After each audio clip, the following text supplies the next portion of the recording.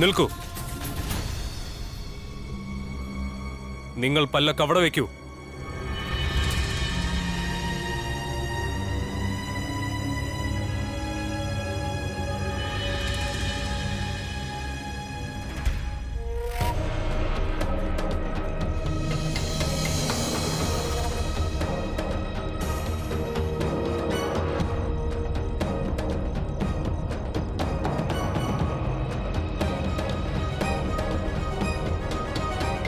ജോധ, ഒന്ന് പുറത്തേക്ക് വരൂ.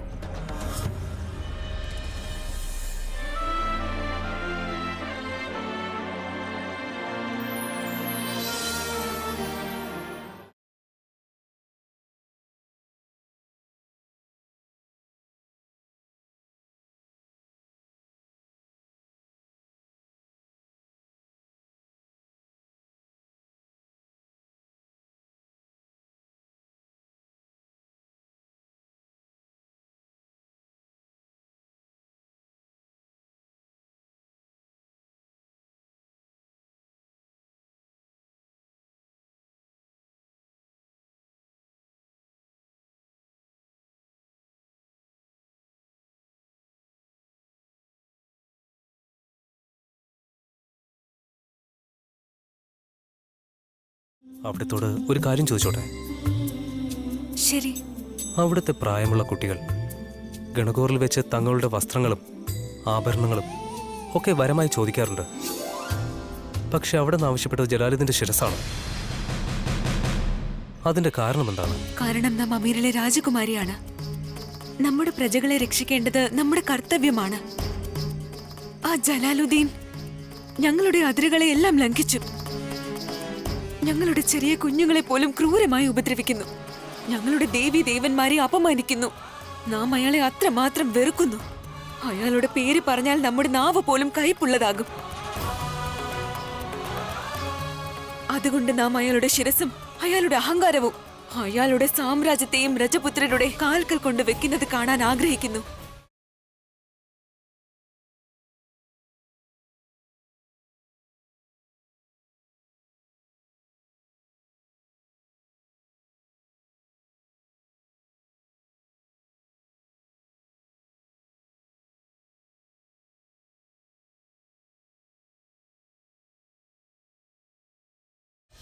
കണ്ടപ്പോൾ തന്നെ പ്രണയം തോന്നി. ഇപ്പോൾ അവിടുത്തെ ഈ വെറുപ്പിനോടും എനിക്ക് പ്രണയം തോന്നുകയാണ്. ഇന്ന് ഞാൻ അവിടത്തേക്ക് വാക്ക് തരികയാണ്. നമ്മുടെ അവസാനത്തുള്ളി രക്തവും ചിന്തുന്നതുവരെ നാം അവിടുത്തെയും അവിടുത്തെ ആളുകളെയും രക്ഷിക്കുന്നതാണ്.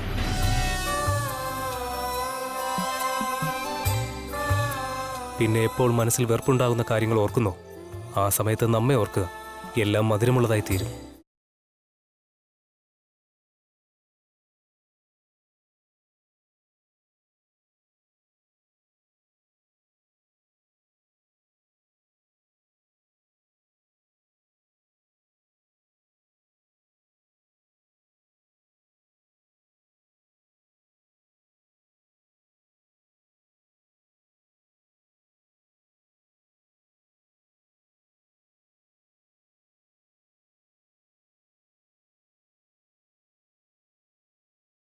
എത്ര നല്ല ചേർച്ചയാ ഇവർ രണ്ടുപേരും തമ്മിൽ. ഈ രാജാവ് ഉറപ്പായും ജലാലിന്റെ ശിരസ് കൊണ്ടുവരിക തന്നെ ചെയ്യും. എന്തായാലും തന്റെ ഭാവി ഭാര്യയ്ക്ക് കൊടുത്ത വാഗ്ദാനം പാലിക്കണ്ടേ? സത്യമാണ് പറഞ്ഞത്. അമീറിൽ വന്ന ഉടനെ തന്നെ ഇദ്ദേഹം മുഗളന്മാരുടെ ഒരു ദൂതനെ പിടിക്കുകയുണ്ടായി. ഇനി വൈകാതെ ജലാലിന്റെ ശിരസും എടുക്കും. അല്ല, ആ കുറ്റവാളിയെ ഇവിടെ എവിടെയോ അല്ലേ തടവിലാക്കിയിട്ടുണ്ടാവുക? അതെ, മുഗൾ കുറ്റവാളികളെ അവിടെയാണ് പൂട്ടിയിട്ടിരിക്കുന്നത്.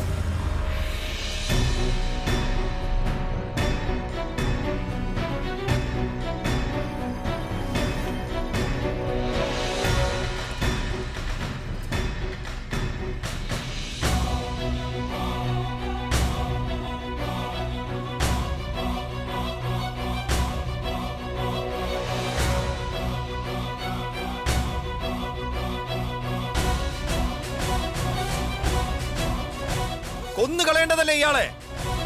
ഇപ്പോഴും എന്തിനാ ജീവനോട് വെച്ചിരിക്കുന്നത്? സമയം പാഴാക്കാതെ ഇയാളുടെ കഴുത്തറുക്കണം. എന്തിനാ നിങ്ങൾ ഇത്ര ക്ഷുഭിതനാവുന്നത്? കൊന്നുകളഞ്ഞാൽ അയാൾക്ക് ആ വേദനയേ ഉള്ളൂ. ഒറ്റയടിക്ക് മരണം. ഇപ്പോ ജീവിതകാലം മുഴുവൻ ഇവിടെ ഈ ചങ്ങലകളാൽ ബന്ധിക്കപ്പെട്ട് നരകിച്ച് ജീവിക്കേണ്ടി വരും.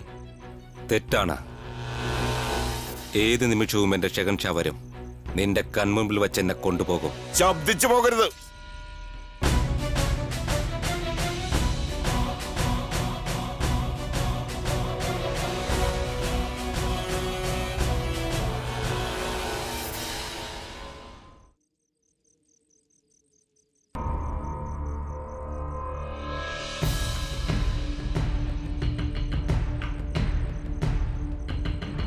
ഇയാൾക്കൊന്നും തന്നെ കൊടുക്കേണ്ട ആവശ്യമില്ല.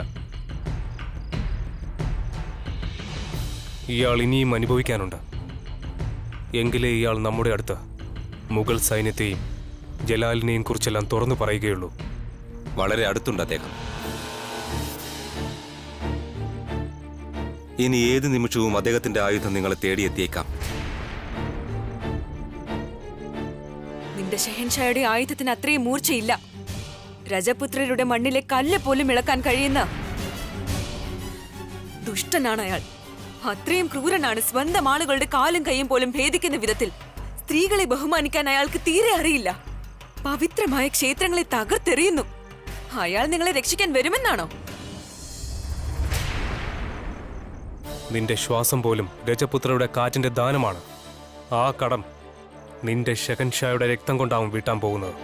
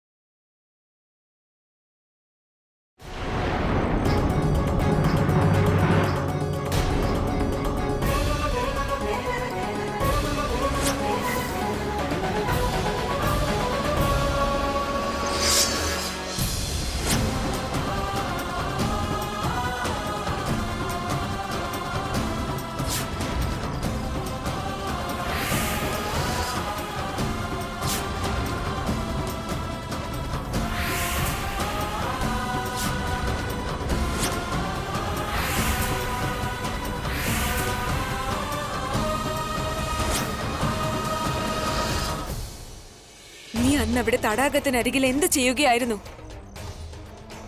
രാജകുമാരിയുടെ ചോദ്യത്തിന് ഉത്തരം നൽകൂ.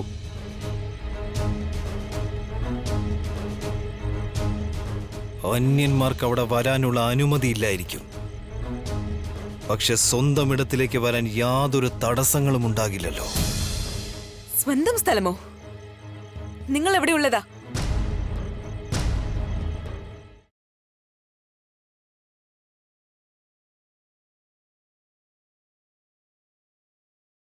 ഉമർകോട്ട്.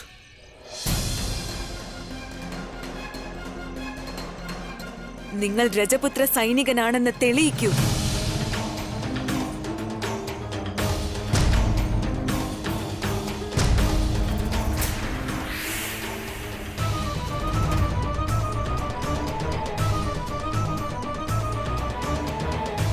രജപുത്ര സൈനികനാണെന്ന തെളിവ് കാണിക്കൂ.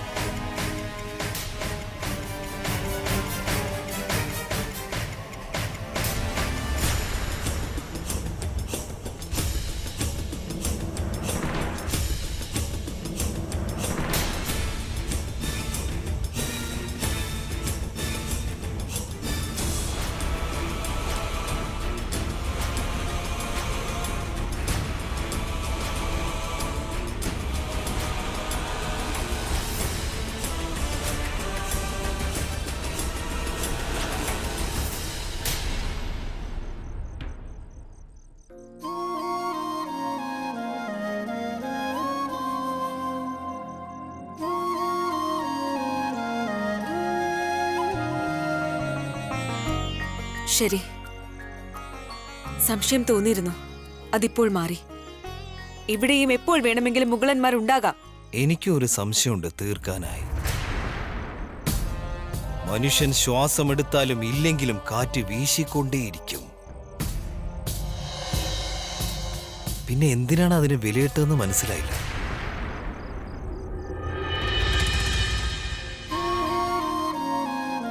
ഇവിടെ ആർക്ക് വേണമെങ്കിലും മുഗളനാകാവുന്നതാണ്.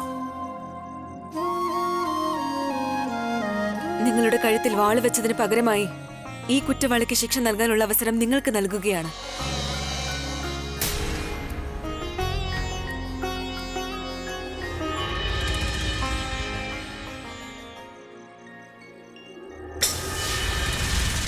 ഇനി അങ്ങോട്ടുള്ള ദിവസങ്ങളിൽ ഒന്നിനെക്കുറിച്ചും ചിന്തിച്ച് വ്യാകുലപ്പെടേണ്ടി വരില്ല രാജകുമാരി.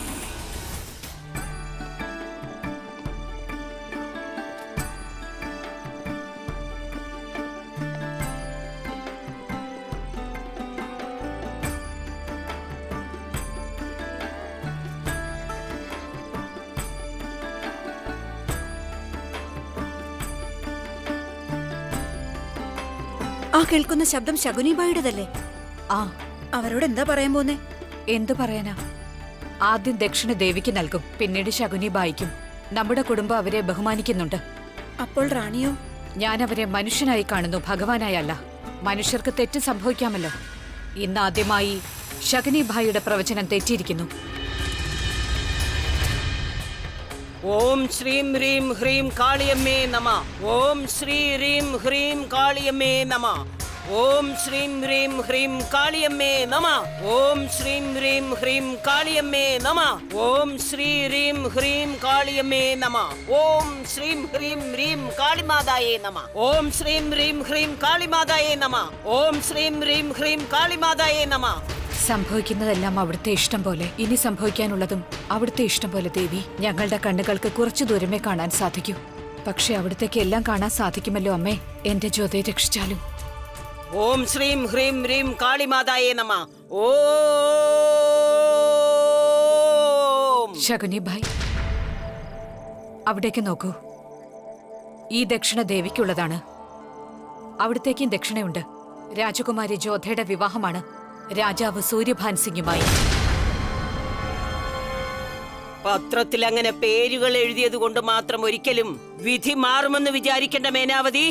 രാജാവ് സൂര്യഭാൻ സിംഗിനെ തിരഞ്ഞെടുത്തതിലൂടെ ജോധ തന്റെ വിധി മാറ്റിക്കഴിഞ്ഞു. അവിടുന്നും അവൾക്ക് അനുഗ്രഹം നൽകിയാലും. ചില ആളുകൾ അങ്ങനെയാണ് മേനാവതി. അവർ ഭാവിയെ സ്വയം തിരഞ്ഞെടുക്കുന്നു.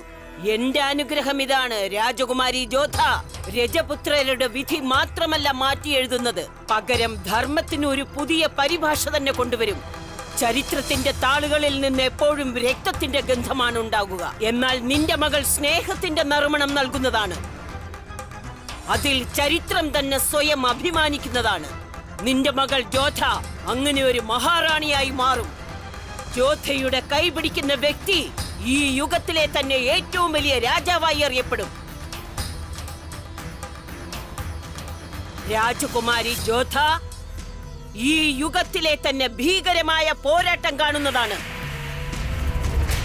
രാജകുമാരി ജോധയെ ആളുകൾ യുദ്ധത്തിന്റെ പേരിൽ മാത്രമല്ല പ്രണയത്തിന്റെ പേരിലും ഓർക്കുന്നതാണ്.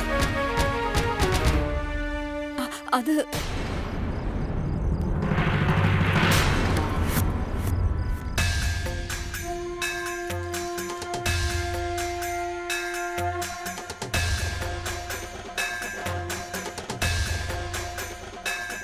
എന്റെ പ്രവചനം ഒരിക്കലും തെറ്റാവുകയില്ല.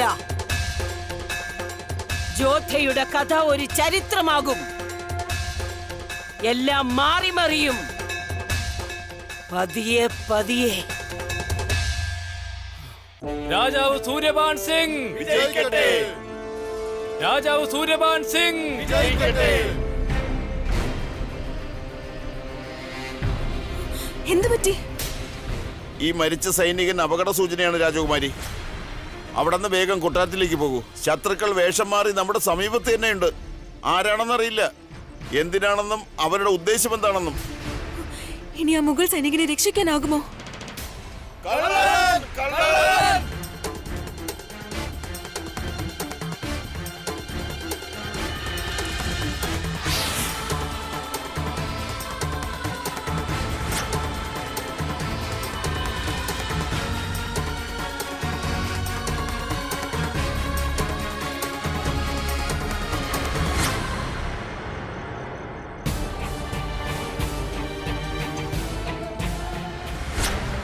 അടുത്ത കണ്ടുമുട്ടൽ ഉടനെ ഉണ്ടാകും. ജലാലുദ്ദീൻ മുഹമ്മദ്. ജലാൽ, അതിനർത്ഥം അയാൾ ജലാലാണെന്നാണോ? ഗണഗൂർ ഉത്സവത്തിന് ഞാൻ ആ തടാകത്തിന് അരികിൽ വെച്ച് കണ്ടയാൾ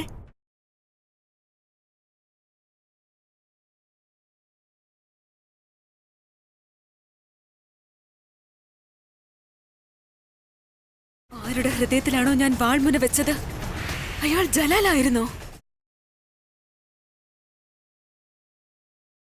ഉമർകോട്ട്.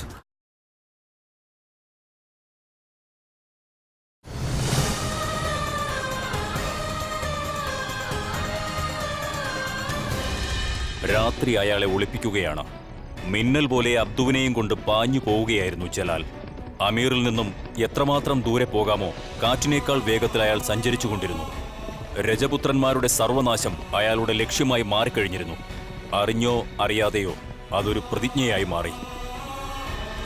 അവിടെ കാരാഗൃഹത്തിന്റെ ചുമരിലെഴുതിയ വരികൾ വായിക്കുകയായിരുന്നു ജോധ. ഒരു യുദ്ധം ചെയ്യാതെ തന്നെ ജലാൽ വിജയിയായി മടങ്ങി. രജപുത്രരെയെല്ലാം മുഗളന്മാർ പരിഹാസപാത്രമാക്കുകയായിരുന്നു. അതിന്റെ പ്രകമ്പനം മുഴുവൻ രജപുത്രർക്കിടയിൽ പടർന്നുകൊണ്ടിരിക്കുകയായിരുന്നു.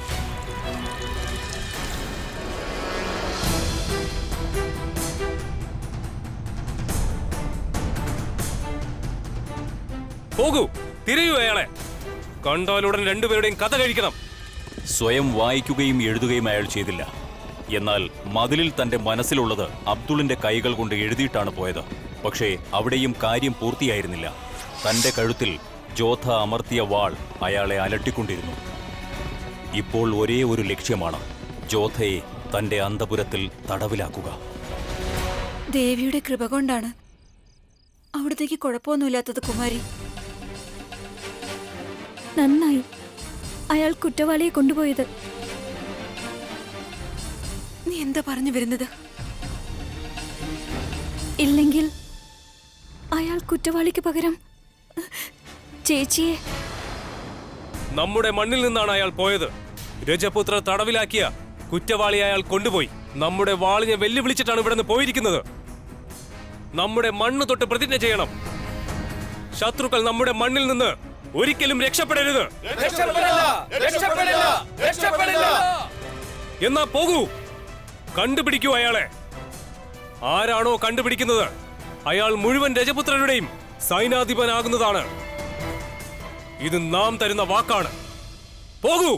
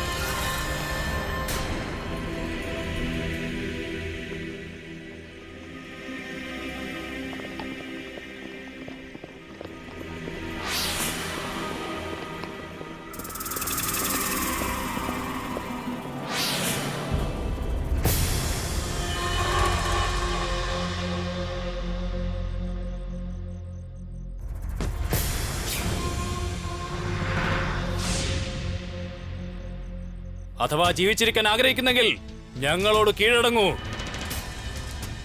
രജപുത്രർ നിനക്ക് ജീവൻ ദാനം നൽകും.